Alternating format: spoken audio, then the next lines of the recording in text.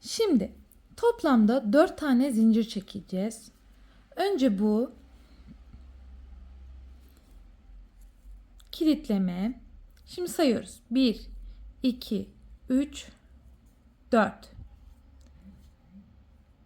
Hemen birinci zincirden girdik. Tel aldım. Direkt çıkış yaptım. 2 zincir çekiyorum. Bu halkanın içine bak, minik bir boşluk oluştu. Halka yaptık. Toplam 16 tane trabzan yapıyorum. 1, bakın ikili çıkıyorum.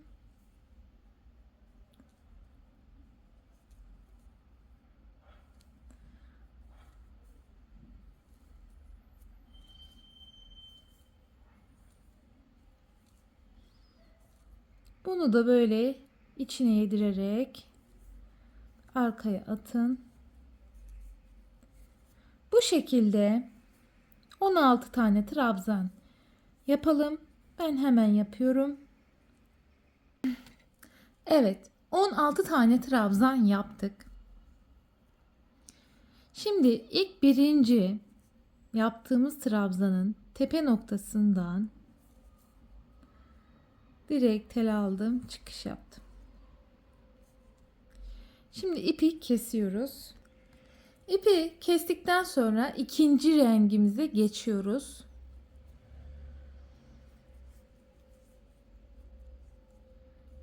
Herhangi bir trabzan birit noktasından başlayabilirsiniz. Bu şekilde düğüm attım.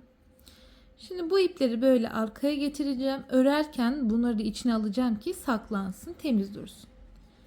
Şimdi 2 tane zincir çekiyorum. 1, 2,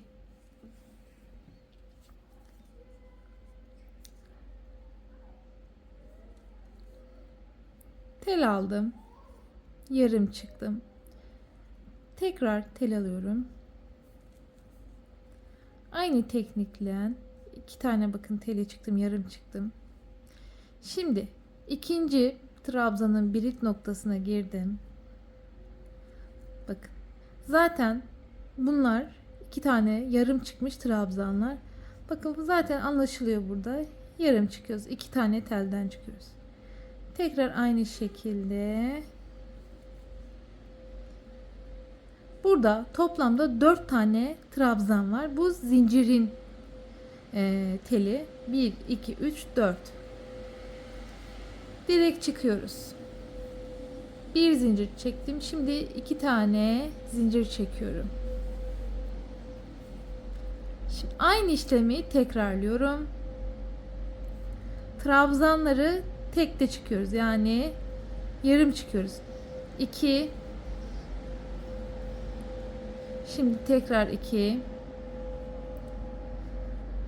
Geldik hemen diğer trabzanla. Buna da 2 çıktık. Bakın 2 tane telden çıkıyorum. Ve direkt çıkıyorum. Bu kilitleme 1 ve 2 zincir.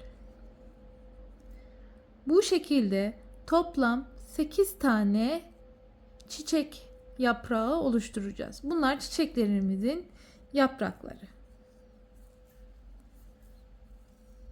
Bunu örerken bayağı zevkli gitti. Çabuk bitti.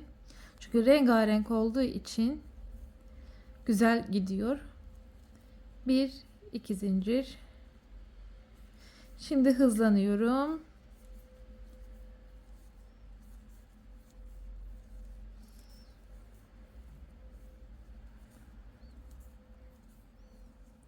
Bakın bu şekilde yapraklarını, çiçeğimizin tanelerini, yapraklarını yapalım gelelim. Toplamda zaten 8 tane olacak.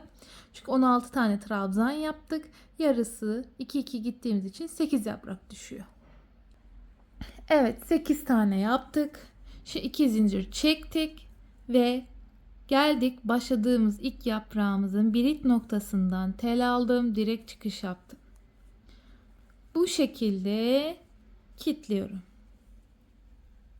Şimdi ikinci rengimize geçiyoruz. Pardon, üçüncü rengimize geçiyoruz.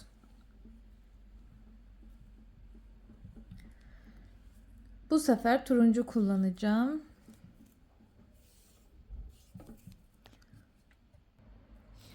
Şimdi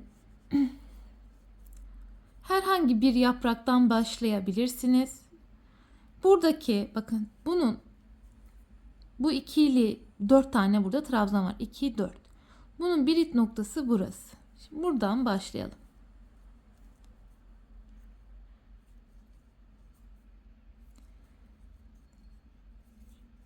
Böyle bir zincirle tutturalım.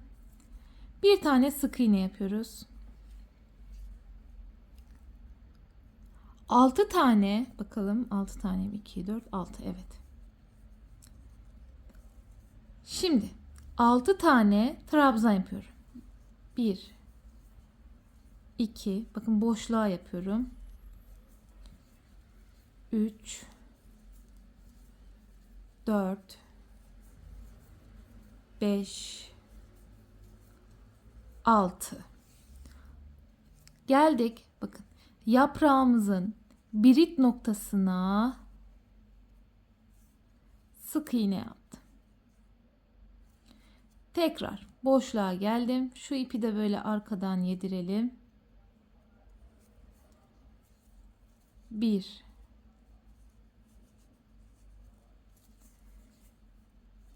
2 3 4 5 6 geldik. Bu yaprağın birit noktasından sık iğne yaptım. 1 2 3 4 5 ve 6. Bakın bu kadar basit. Sık iğne. Bu şekilde toplam 8 adet yaprağımız olacak. Komple aynı tekniği uygulayarak buraya kadar gelelim. Evet geldik. Şimdi bakın başladığımız nokta var ya birit noktası. Sık iğne yapmıştık. Burası sık iğne. Geldik bu sık iğnenin biritinden direkt tel aldım. Çıkış yaptım ve bitirdim. Şimdi yeşil olan yaprak gibi gözüken bölgeye geçiyoruz.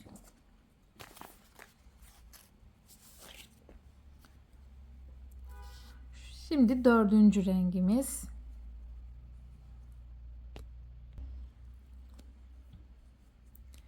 Evet. Şimdi bu sık iğneden herhangi bir sık iğneden başlayabiliriz. Buradan bakın. Sık iğnenin birit noktası şöyle yakından göstereyim. Burası.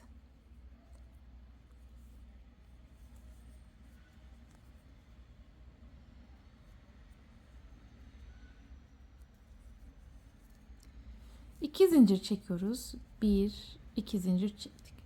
Şimdi burası başladığımız nokta birinci köşenin sağ tarafını örüyoruz. Şimdi bir trabzan, 2 trabzan, 3 trabzan, 1 2 zincir, 1 2 3. Bakın yaprakta sayıyoruz. 1 2 3. Bir sık iğne, tekrar 1 2 zincir. Şimdi geldik şuradaki sık iğnenin olduğu yere, bir trabzan, 1 2 1 2 3 sık iğne yaptım. Bakın 3 tane trabzan, 2 zincir, sık iğne, 2 zincir. Bakın buraya sık iğnenin olduğu yere trabzan, 2 zincir, bir sık iğne. Şimdi köşeye yapacağız. 1 2 geldik sık iğnenin olduğu yere, 1 2 3 tane trabzan, 2 zincir. Aynı sık iğnenin olduğu yere tekrar 3 tane trabzan yapıyoruz. İkinci köşemiz bu şekilde tam oluştu. Şimdi 2 zincir, 1 2 3, 2 zincir, sık iğnenin olduğu yere trabzan, 2 zincir. Şimdi 1 2 3, bakın yaprağın üstü, sık iğne, 1 2. Şimdi geldik 3. köşeye.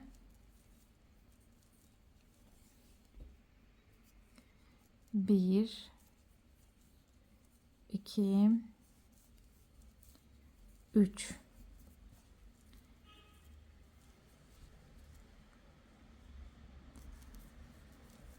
Bu örmek gerçekten çok zevkli. İnşallah böyle farklı farklı modeller tasarlayacağım. Şimdi 2 zincir, 1 2 3, sık iğne, 1 2. Bakın burası trabzan, 1 2 3. Bakın bu şekilde yapıyoruz. Şimdi 4. köşeye yapıyorum. Pardon, zincir çekmedim.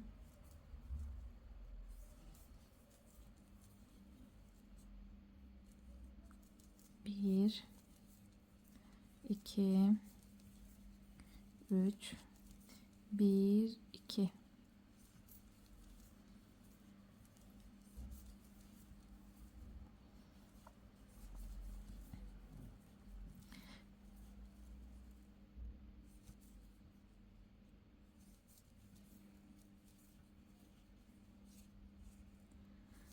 Evet.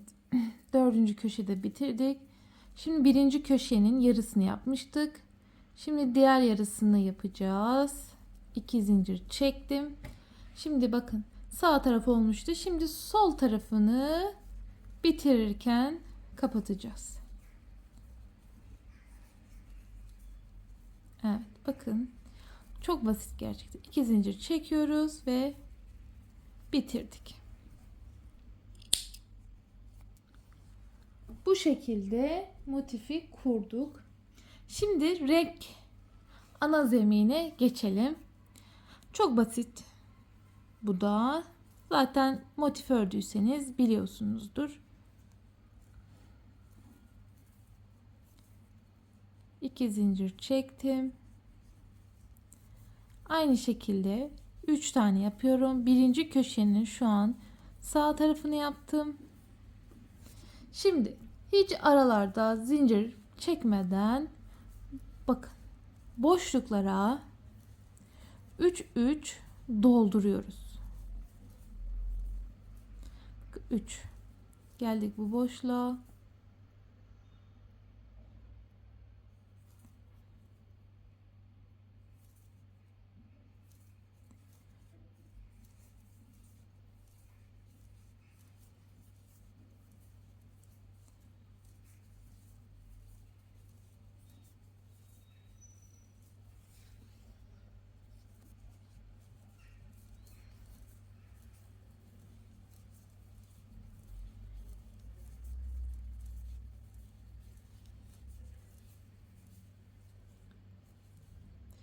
Şimdi geldik köşe noktasına.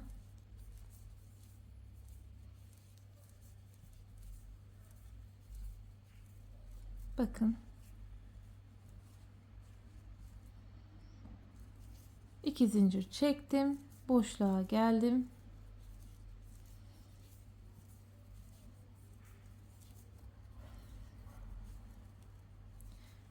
Aynı işlemi diğer köşelerde yapıyoruz. Üçlü üçlü yapıp bitiriyoruz. Tabii bu beyazı istediğiniz sıra atabilirsiniz. Ben sadece 2 sıra gittim.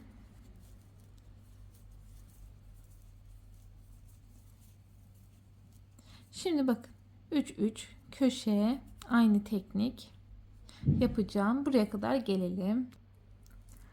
Evet, geldim. Son köşenin 3 tanesini yapıyorum. Pardon, ilk başladığım köşeye geldik. 2 zincir çekiyorum ve burayı da böyle kilitliyorum. Şimdi tekrar 2 zincir çekip aynı şekilde bakın, motifi büyüteceğiz. Farklı bir işlem yok.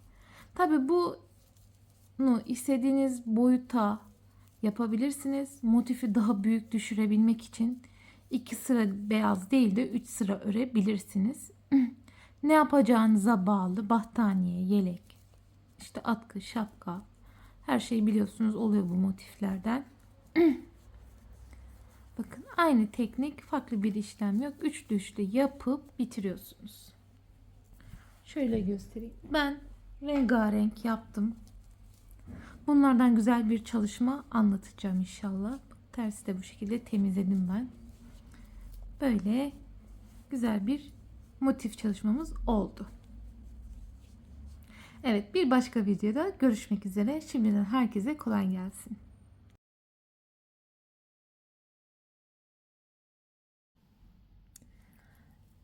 Önce orta bölüm için yapacağız. 2,5 milim tığ kullanıyoruz. Dilerseniz 3 milim tığ da kullanabilirsiniz. Bu kitleme videosu. Zinciri pardon. 1, 2, 3, 4 zincir çekiyorum. İlk birinci zincirden girdim. Teli bakın direkt çekip aldım. 1, 2 zincir çekiyorum. Şimdi bu minik halkanın içine toplam 16 tane trabzan yapacağım. 1, 2, 3, 4, 5, 6, 7, 8, 9, 10, 11, 12, 13, 14, 15 ve 16. Bakın 16 tane trabzan içine sığdı. Eğer zincir çok sıkı çekerseniz bu boşluğa 16 tane trabzan sığmaz. Eğer çok küçük bir halkanız olursa 5 zincir de çekebilirsiniz. Şimdi geldik ilk birinci trabzanın birit noktasından direkt çıkış yapıyorum. Ve ipi kesiyoruz.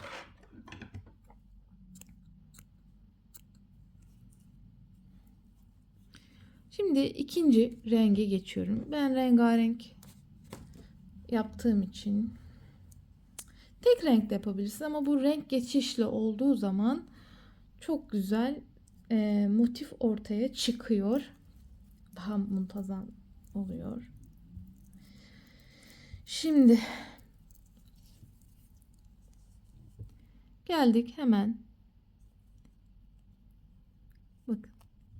Trabzanın birit noktası burası. İpi taktık. Burada şu ipleri böyle alalım. Örerken de temiz olsun. Trabzanı yaparken bunları da içine saklayacağız.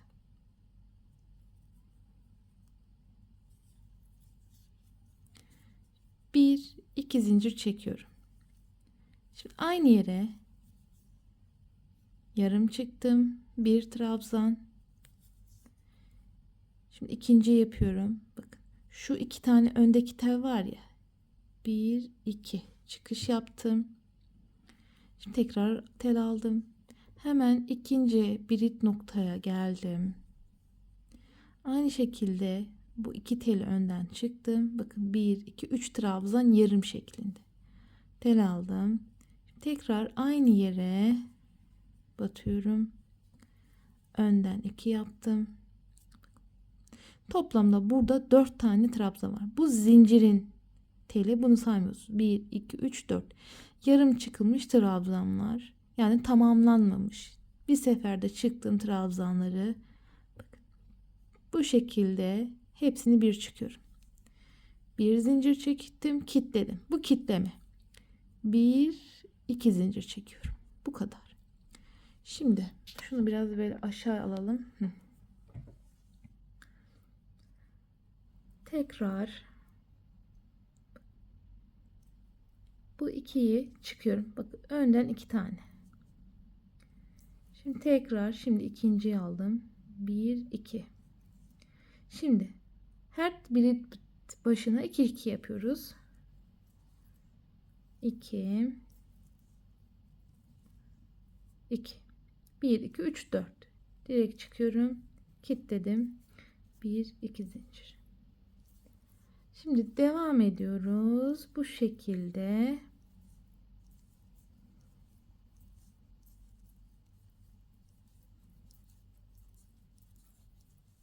Şimdi buraları hızlı yapacağım.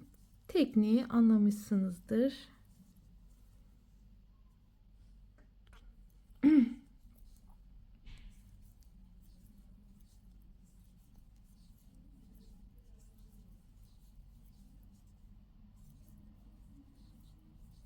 Buralar şimdi hızlı yapıyorum.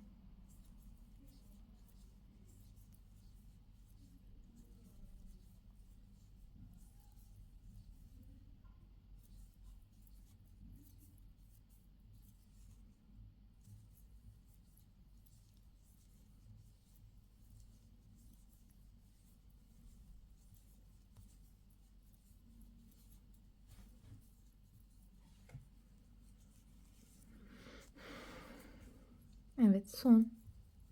Toplam 8 tane yaprağımız olacak.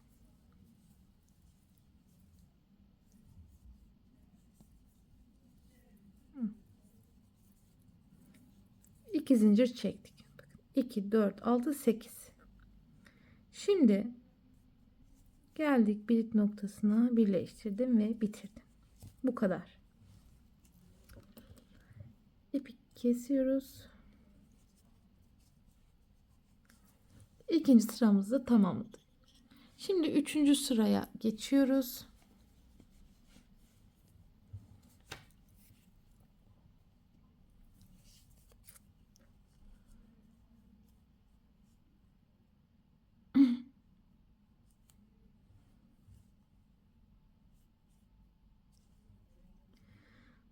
Bu yaprakların buradaki tepe noktasından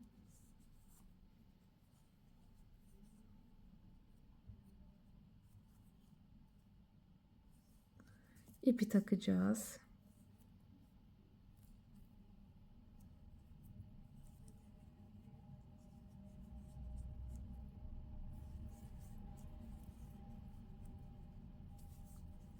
Bir sık iğne yaptık. Şimdi bu boşluklara yaprak yapacağız. 6 tane trabzan yapacağız. 1 2 3 4 5 6. Geldik, hemen tepeye sık iğne yapıyoruz.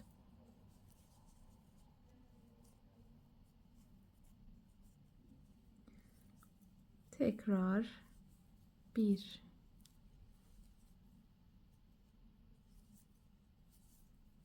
2 3 4 5 6.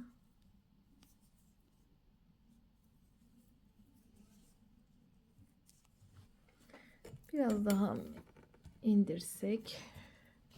Şöyle yapalım.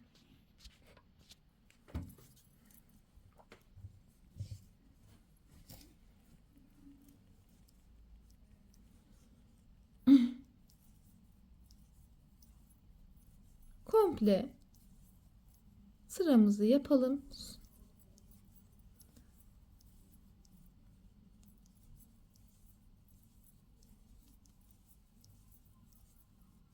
İki, dört, 5, 6. Bakın üçüncü yaprağımı yaptım. Devam ediyorum.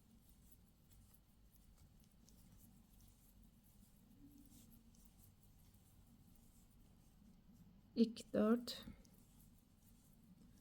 5, 6.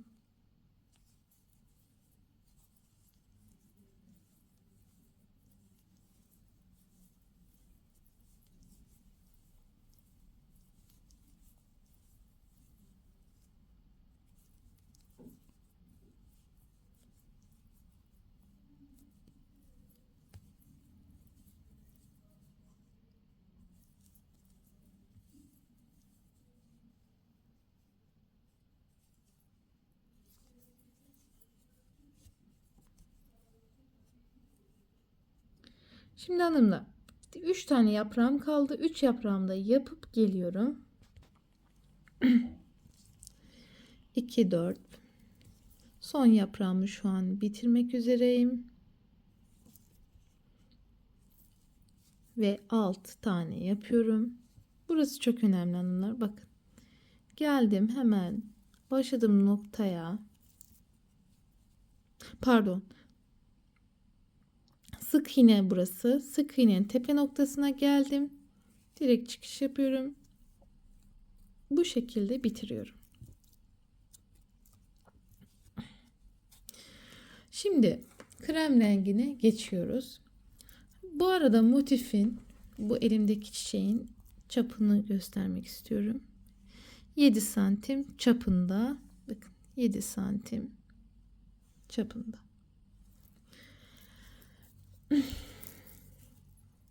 Şimdi geldik.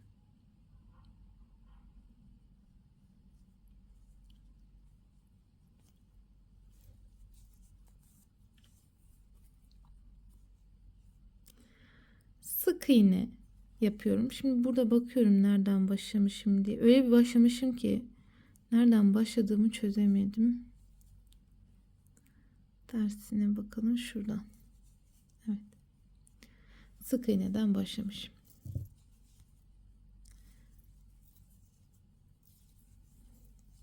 Bak, yaprağın şu altılı yaprağın var. 1, 2, 3. Tam üçüncü yere sık iğne yaptık. 1, 2 zincir çekiyorum. Şimdi tel aldım. Bakın buradaki sık iğnenin olduğu yere bir trabzan yaptım. Şimdi 1, 2 zincir. 1, 2, 3 sık iğne. Bir zincir. Şimdi komple çevresini bu şekilde döneceğiz. Sık iğne, bir zincir, pardon, 2 zincir. Şimdi geldik. Bir trabzan. Bakın sık iğnenin olduğu yere. 1, 2 zincir. 1, 2, 3. 1, 2. Hep ikişer zincir var. Sık iğne, zincir, trabzan, sık iğne, trabzan yapıyoruz ve aralarda da ikişer sık iğne var. 1, 2, 3. Sık iğne zinciri çekerken gevşek çekin. Hani sakın sıkı bir şekilde zincir çekmeyin. Trabzan. 1, 2, 3.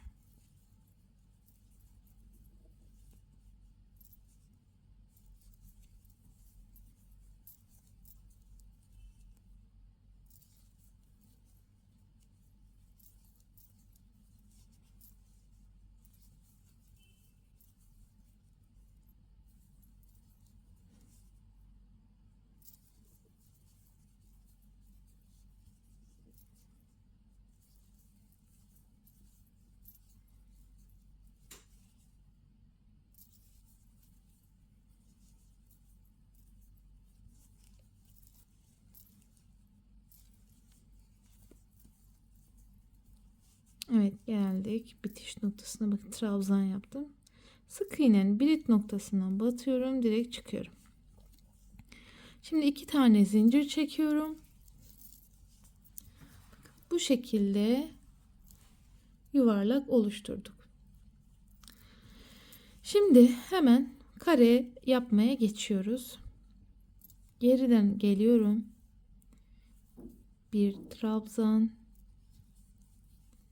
ikinci trabzan, üçüncü trabzan. Bu köşenin önce sağ tarafı. Başladığım ilk yerden yapıyoruz. Şimdi devam ediyoruz. 1, 2, 3. Devam ediyorum. 1, 2, 3. Bir daha yapıyoruz. 1,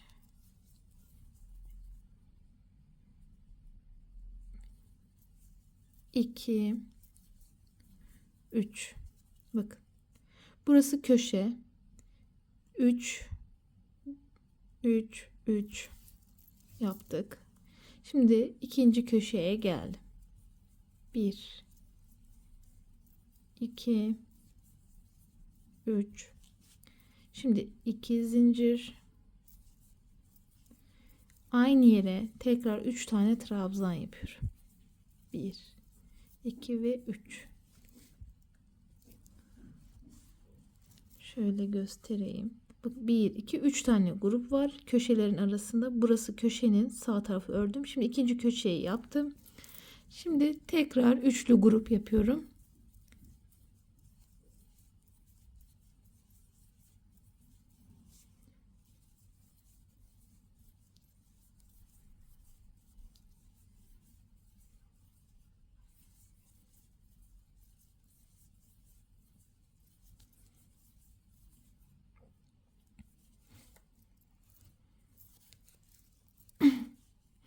Şimdi üçüncü köşeye geldim. 1, 2, 3. 2 zincir. Tekrar. Buraları şimdi hızlı geçiyorum. Motifin kenarını bu şekilde dönüyoruz.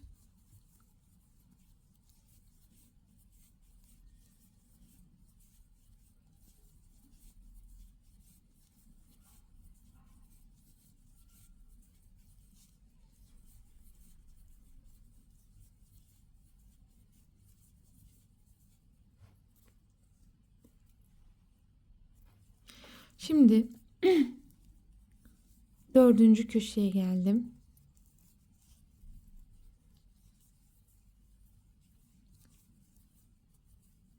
İki zincir. Aynı yere batıyorum.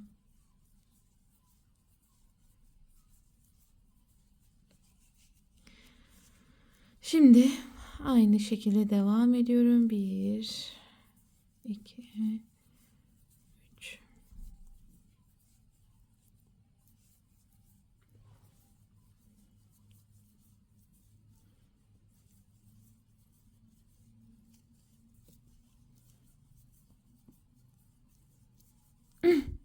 Evet, birinci köşe olan noktaya geldik. Geliyorum hemen buraya. Birinci köşenin sol tarafını geldim, yapıyorum. Ve 2 zincir çekerek kapatıyorum.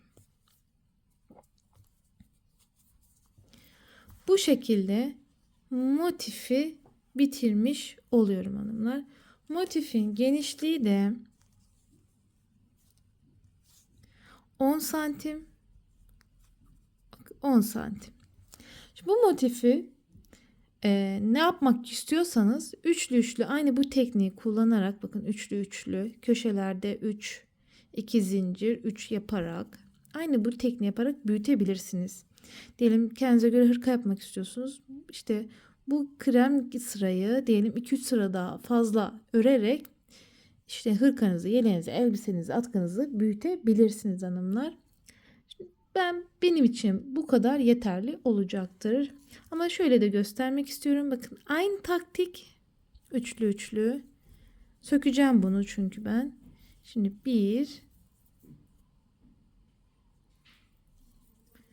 2, 3. Şimdi bakın ne yapıyorum? Aynı üçlü üçlü bu şekilde yaparak motifi büyütebilirsiniz hanımlar. Ben büyütmeyeceğim. 10 santim benim için ideal ölçü. Bakın böyle gidiyorsunuz. Geliyorsunuz bu köşeye 3 tane trabzan, 2 zincir, 3 trabzan. Buradaki işlemin aynısını diğer sırada 2, 3, 4, 5, 6. sıralarda hani büyütmek istediğiniz kadar büyütebilirsiniz motifi. Şimdi bunu böyle sökelim. Bu şekilde ben bunları daha önceden motif tahtasına koydum. Onun için böyle güzel muntazam olur. Şimdi bunu ördüğümüz için el ütüsü yapacağım. Bu şekilde motifimiz hanımlar. İstediğiniz her ürünü tasarlayabilirsiniz.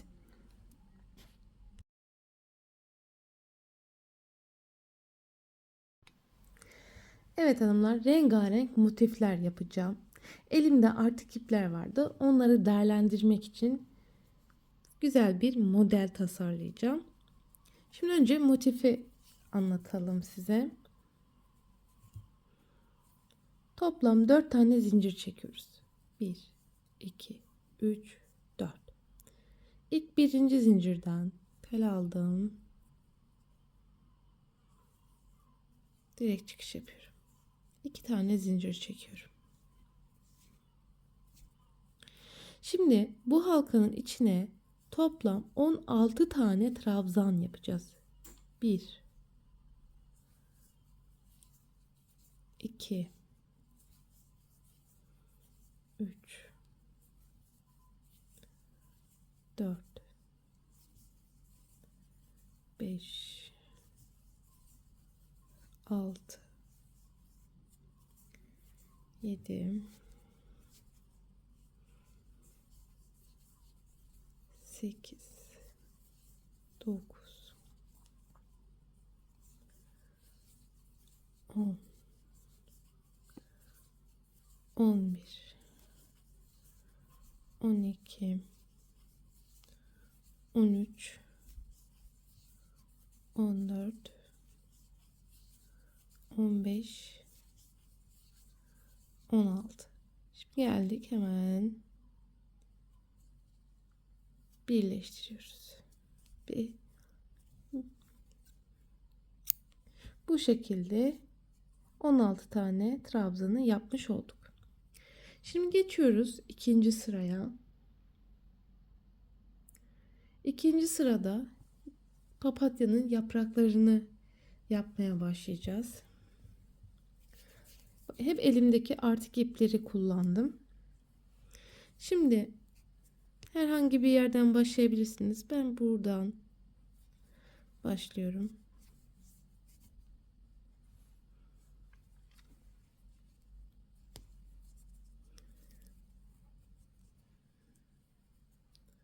Böyle boşluğa gireceğiz. Bakın, boşluk kısmından, tepe noktası değil.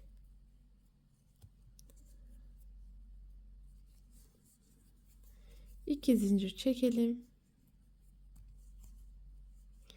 Şimdi 1,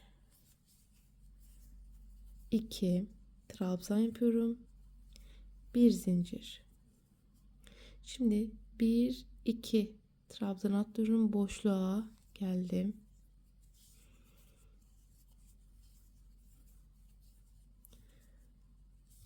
Tekrar 2 tane trabzan. Bir zincir. 1, 2.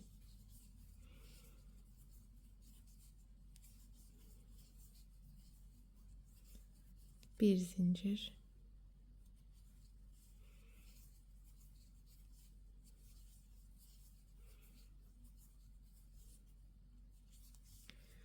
Bu şekilde komple dönüyoruz. Bakın, boşluğa batıyorum.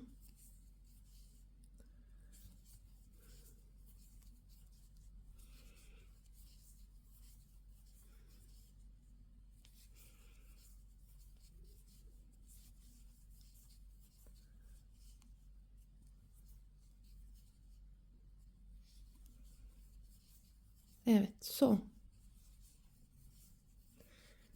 Şimdi 2, 4, 6, 8. 8 tane papatyanın alt zeminini oluşturduk. Buraya da bir zincir çekiyorum ve birleştiriyorum. Direkt çıkış yapıyorum. Şimdi 2 tane zincir çekiyorum. Bakın ilk bire bir trabzan, ikinciye bir, iki.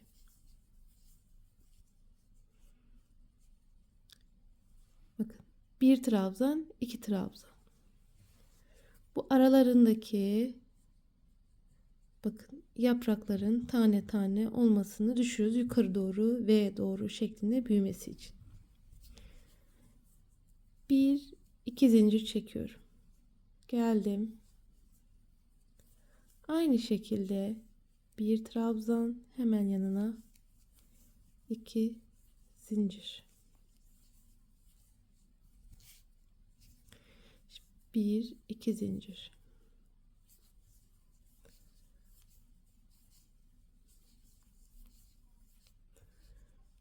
Bir trabzan.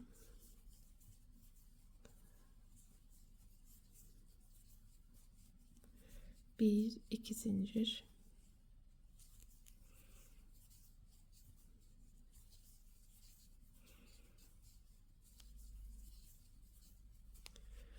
Eşit şekilde hepsini yapıyoruz hanımlar.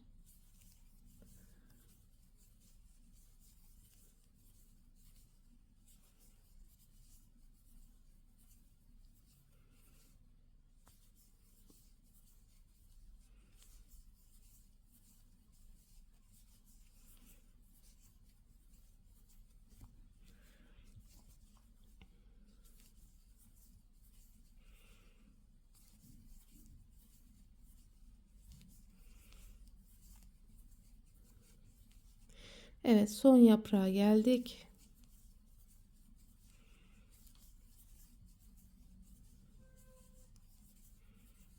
İki zincir çekiyorum. Birinci, bakın ilk yaptığım yerin tepe noktasına geldim, kaydırdım. Şimdi iki zincir çekiyorum.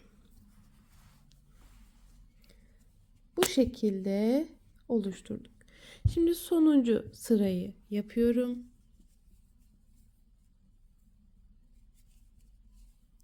Kestirme yapacağız bunda da.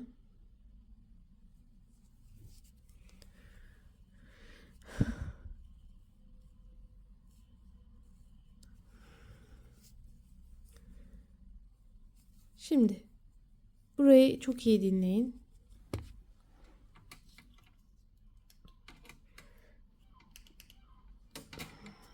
Keşke daha önce yazsaydım. Şimdi bakın, normal trabzanın iki telini çıktım.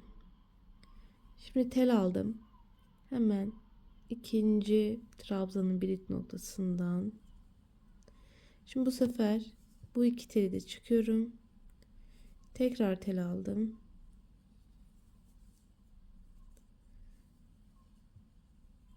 Bakın, 3 tane trabzanı yarım aldım ve bu üçünü bir çıkıyorum. Bu şekilde kilitliyorum. Bir, iki zincir çekiyorum.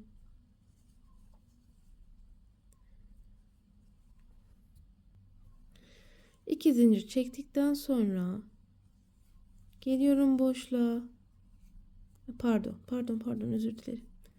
İki zincir çektik. Bakın, aynı noktaya batıyorum. Çıkış yaptım. Ne yaptım? Bakın, zincirlen başlamıştım ya. 3 trabzanı kilitledim, 1'e düşürdüm. Sonra zincirlen bitirdim. Şimdi bu boşluğa bir, iki tane sık iğne. Şimdi geldim. İlk birinci trabzanın birit noktasına kaydırdım. 2 zincir çekiyorum. Şimdi aynı şekilde bir trabzan,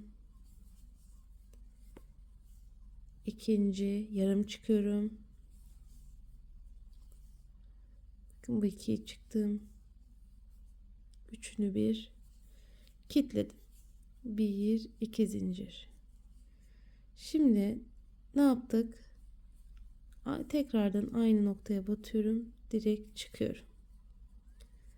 Bakın ikinci yaprağımı oluşturdum.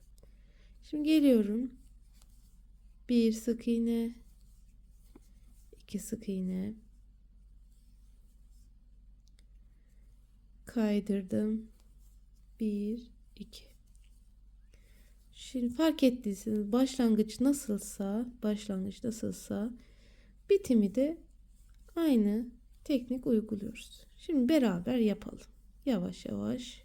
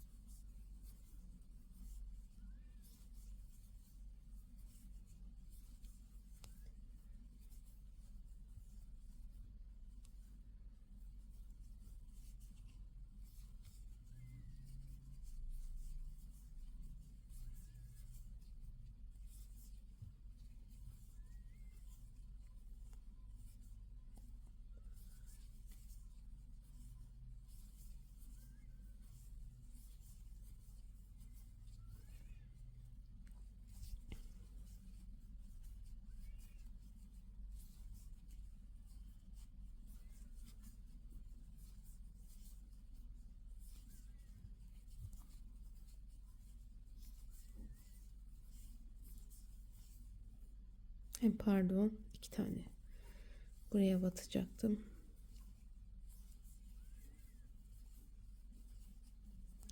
Biraz hızlı örüyorum çünkü kavramışsınızdır.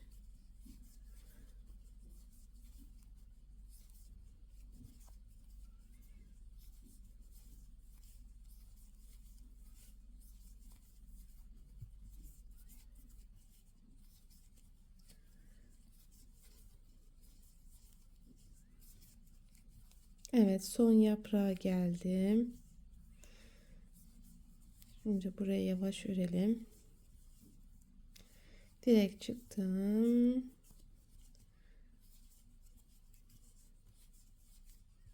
Sık iğne, sık iğne ve geldim. Bakın burada da geldim buraya, direkt çıkış yapıyorum, kilitledim. Bir zincirle kapattım. Ve bu şekilde yaprağı oluşturduk. Papatya modelini oluşturduk. Şimdi beyaz kısma geçiyoruz. Çok basit o da, zaten motiflerde genelde aynı teknik çalışılıyor. Tabii ipin ucunu bulabilirsem. Elimdekiler hep atık ip olduğu için hep karışmış. Onun için böyle karışız. Bir saniye. Şimdi hanımlar, beyaz olan bölgeyi öreceğiz. İstediğiniz her yerden başlayabilirsiniz. Geldik bakın direkt boşluk kısmına.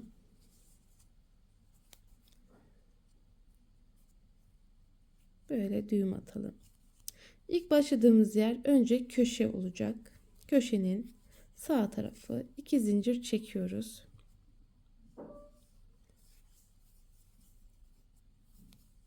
Bir trabzan, 2 trabzan, 3 trabzan. Şimdi 1-2 zincir çekiyorsunuz. Bu papatyanın birit noktasına batıyoruz. Bir sık iğne yapıyoruz. Sonra tekrar 2 zincir. Şimdi geldik bu boşluğa. 1 2 3 1 2 zincir. Geldik. Sık iğne. Bakın 8 tane yaprak olduğu için burada 4 köşeyi düşürmeye çalışıyoruz. 2 zincir. Şimdi geldik köşe kısmına. İkinci köşenin sol tarafını yapıyoruz. 1 2 3 1 2 1. Eyvah, ipim. Bir saniye. Anlamamışım.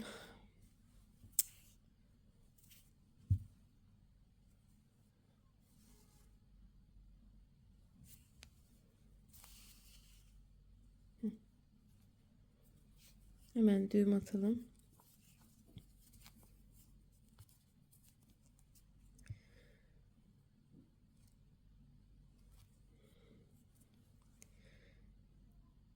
Şimdi köşe olduğu için burası, geldik bakın 2 zincir var arada. Aynı yere tekrar 3 tane yapıyorum.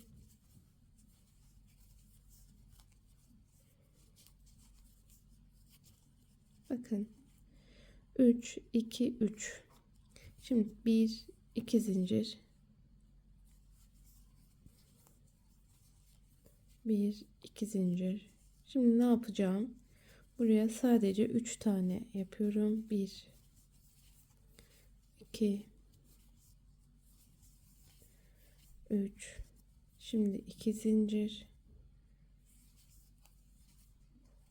sık iğne, 1 2 zincir. Şimdi geldik 3. köşeye. 1 2 3 1 2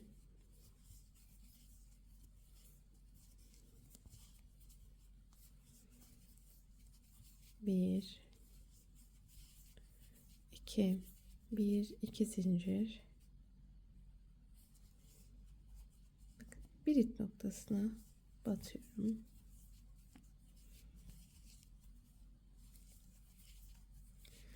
Komple çevresini kare motif olacak şekilde tamamlıyoruz. 2 zincir çekiyorum. Evet, şimdi geldim 4. köşeye.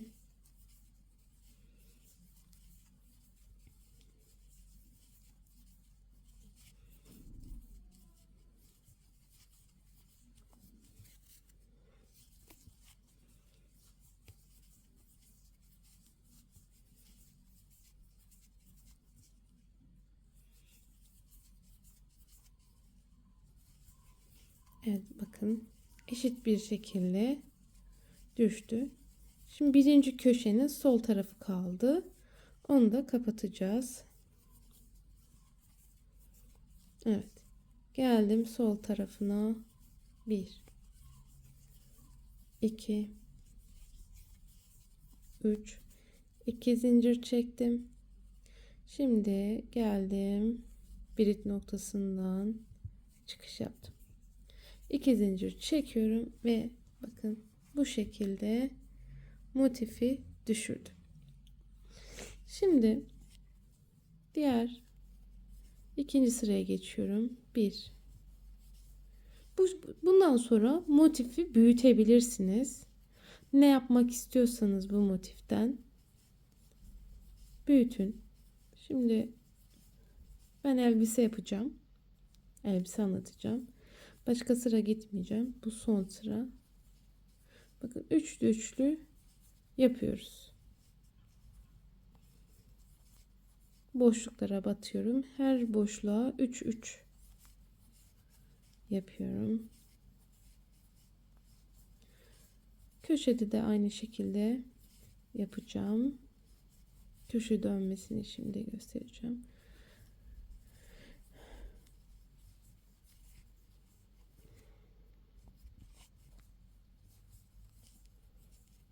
İki zincir, aynı yere tekrar batıyorum. 1 2 3.